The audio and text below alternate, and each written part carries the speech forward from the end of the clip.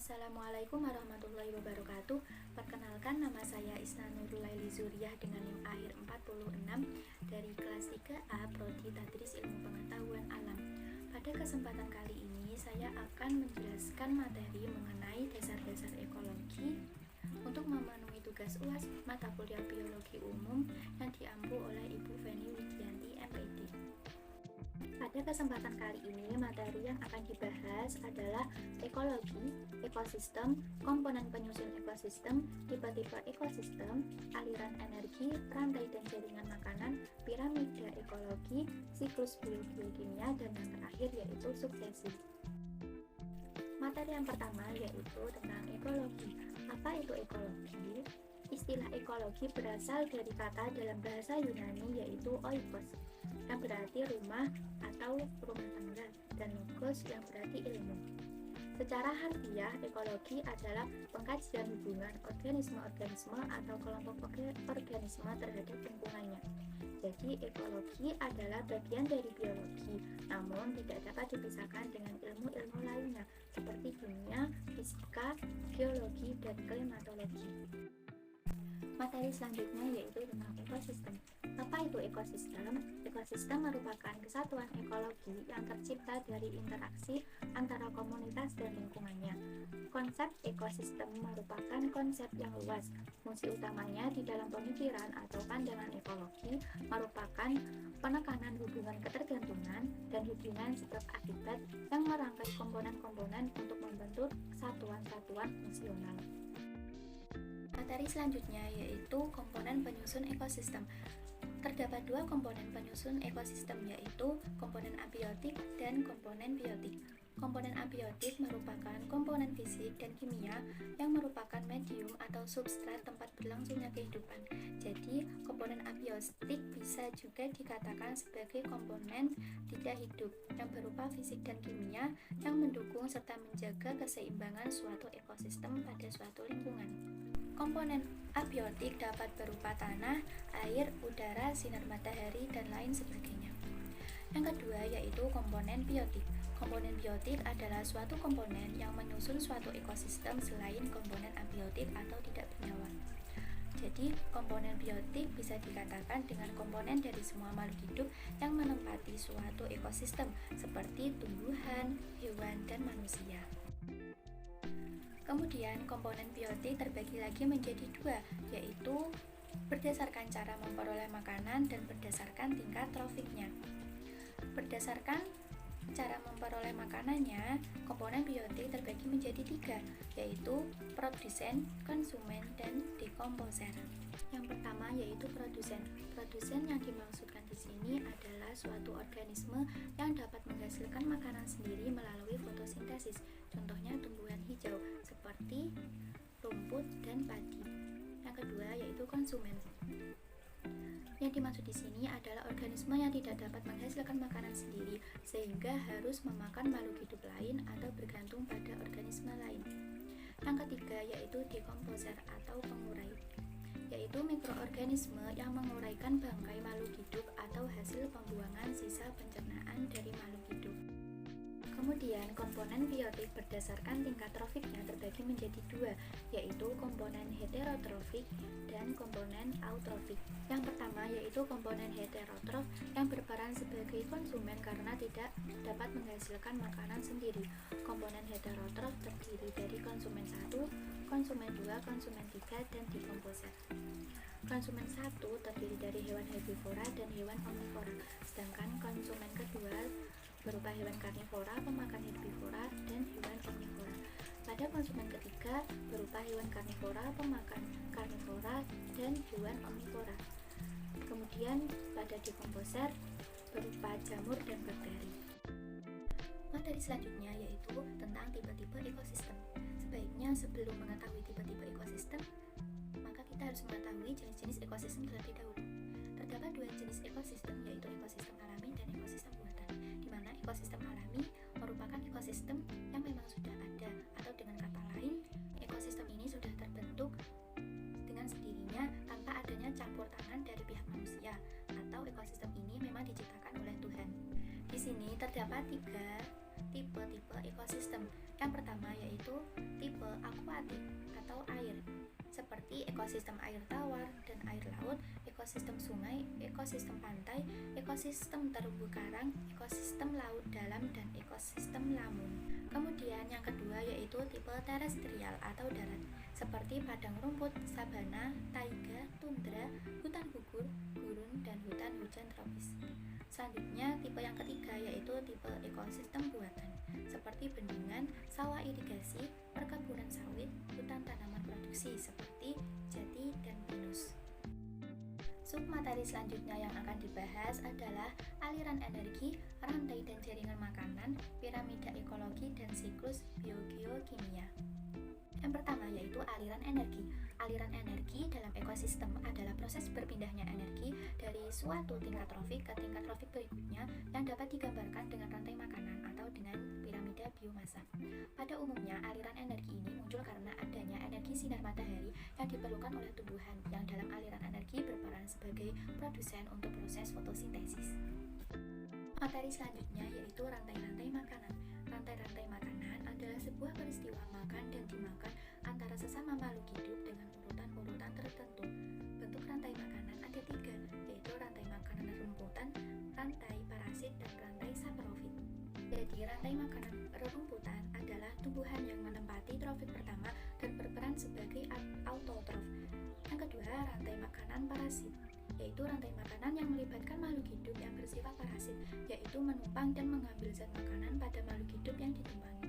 Kemudian rantai saprofit dimulai dari organisme mati ke jasad pengurai, yang termasuk dalam rantai saprofit adalah jamur dan bakteri. Seperti contoh pada gambar di samping, di mana rumput menjadi produsen yang nantinya akan dimakan oleh belalang yang menjadi konsumen primer. Kemudian belalang akan dimakan oleh katak yang menjadi konsumen sekunder.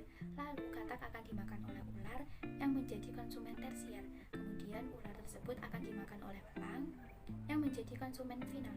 Dan ketika elang sudah mati dan telah menjadi bangkai, maka jamur sebagai dekomposer di sini akan mengurainya dan menghasilkan nutrisi yang nantinya akan digunakan kembali oleh produsen atau rumput dan tumbuhan. Submateri selanjutnya yaitu jaringan-jaringan makanan. Jaringan-jaringan makanan adalah siklus rantai makanan yang terjadi yang saling tumpang tindih dan berhubungan dalam suatu ekosistem. Semakin kompleks jaring-jaring makanan, maka semakin tinggi kestabilan ekosistemnya. Jadi, dapat dikatakan juga bahwa jaring-jaring makanan merupakan kumpulan beberapa rantai makanan yang saling berhubungan. Organisme yang terlibat dalam sebuah jaring-jaring makanan juga memiliki lebih banyak pilihan makanan dibanding organisme yang ada pada rantai-rantai makanan.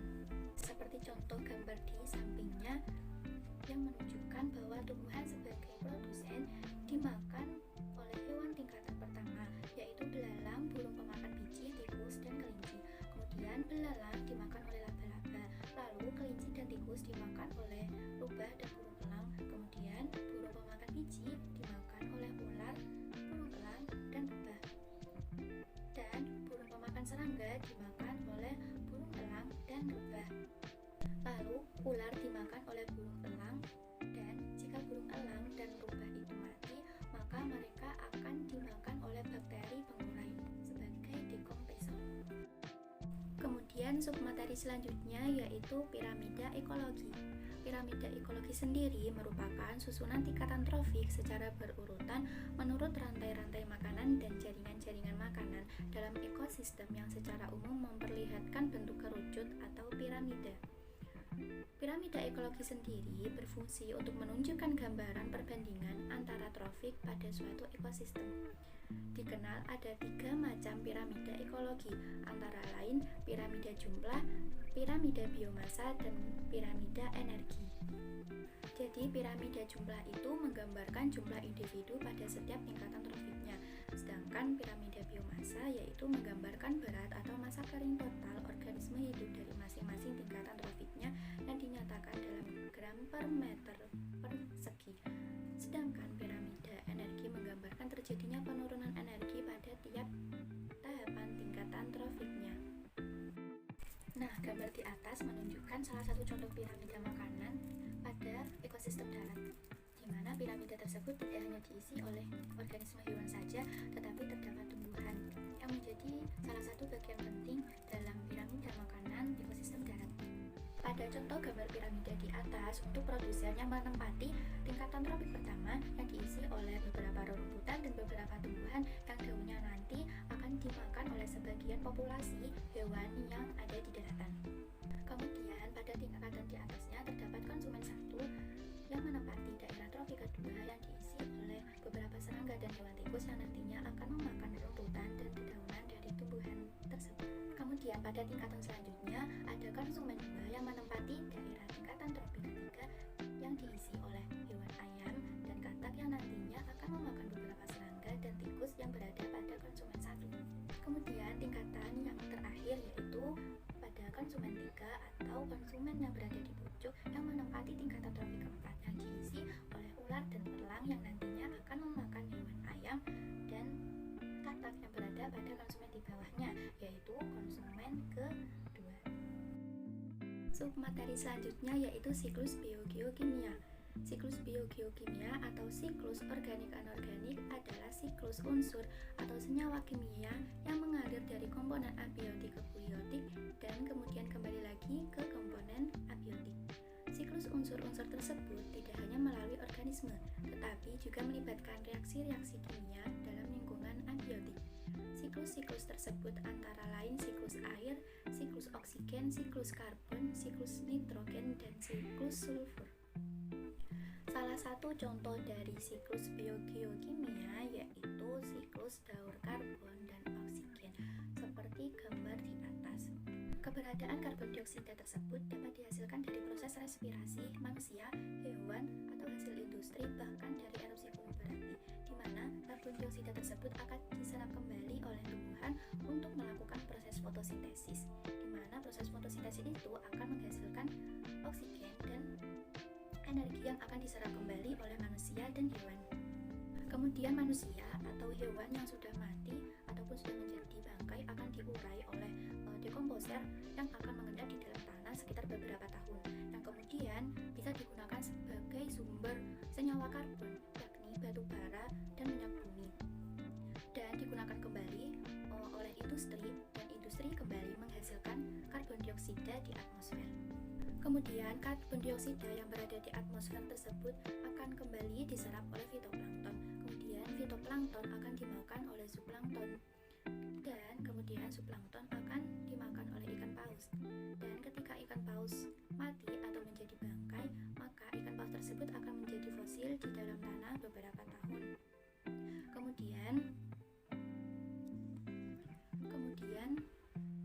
fosil dari ikan paus tersebut akan menjadi sumber dari bahan batu bara dan minyak tanah yang akan dapat dimanfaatkan kembali oleh sebuah industri yang kemudian dalam industri kembali menghasilkan karbon dioksida yang berada di atmosfer.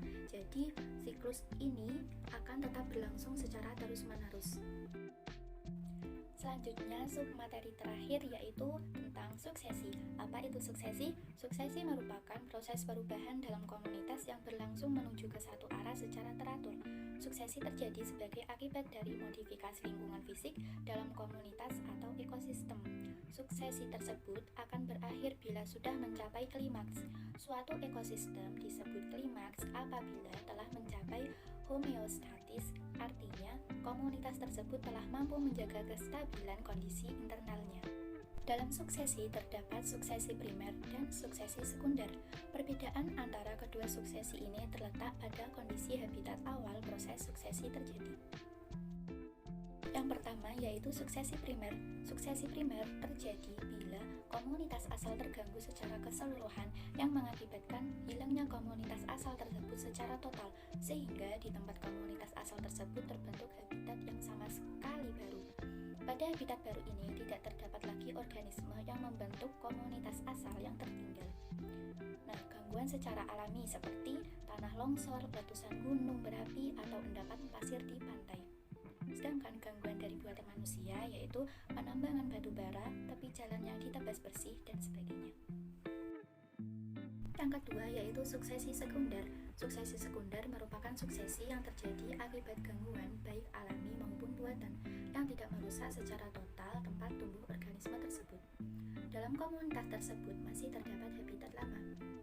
Gangguan alami berupa banjir, angin kencang, kencang dan gelombang laut. Sedangkan gangguan secara buatan yaitu pembakaran padang rumput. Demikian penyampaian materi mengenai dasar-dasar ekologi yang dapat saya sampaikan. Akhir kata, saya mohon maaf apabila terdapat kesalahan dalam tutur kata atau kesalahan dalam penyampaian materi pada kesempatan kali ini. Cukup sekian dan terima kasih. Wassalamualaikum warahmatullahi wabarakatuh.